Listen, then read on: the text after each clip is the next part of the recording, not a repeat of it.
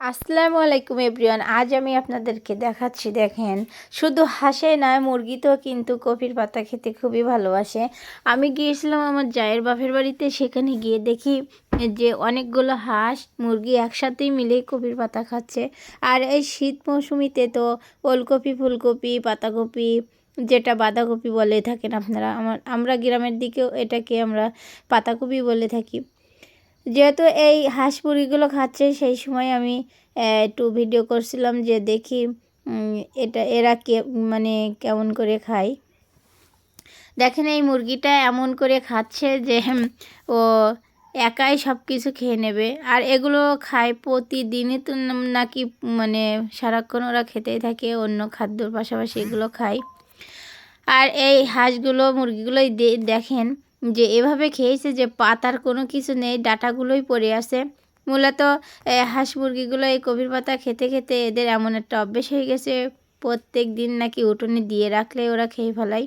আর এরা প্রচুর পরিমাণ ডিম দেয়। যে কয়টা মুরগি আছে, হাঁস আছে, বলে কি যে ওরা খাওয়ার পরে ওরা প্রচুর ডিম দেয়। আর হাঁস মুরগিদের চেহারাগুলো অনেক সুন্দর দেখায়, যেহেতু সবুজ রং আছে পাতাতে।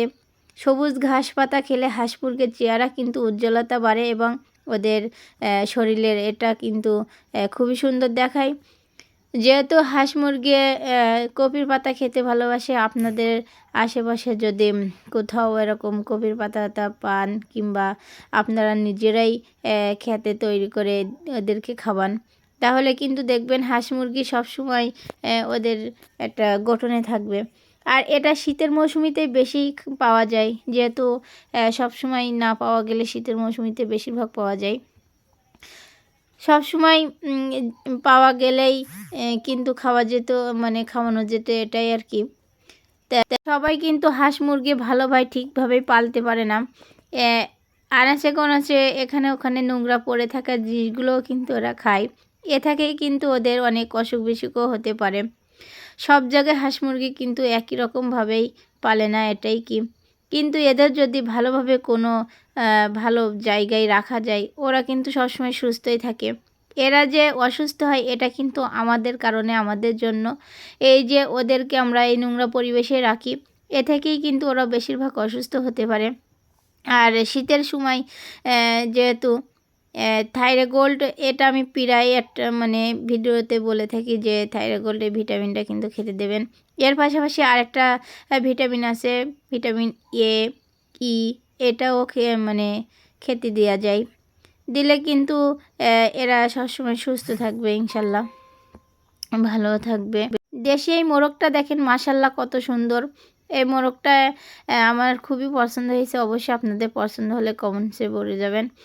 আর আর যেহেতু আমি এই হাঁসগুলো কিন্তু আমার খুবই ভালো লেগেছে। আর এই হাঁস কয়টা থেকে 3টা মেয়ে হাঁস, একটা মধ্যে হাঁস। এই হাঁস 3টা কিন্তু ডিম পারে। আর এইখানে অনেকগুলো দেশি মুরগি ছিল, সব কয়টা নাকি ডিম পারে।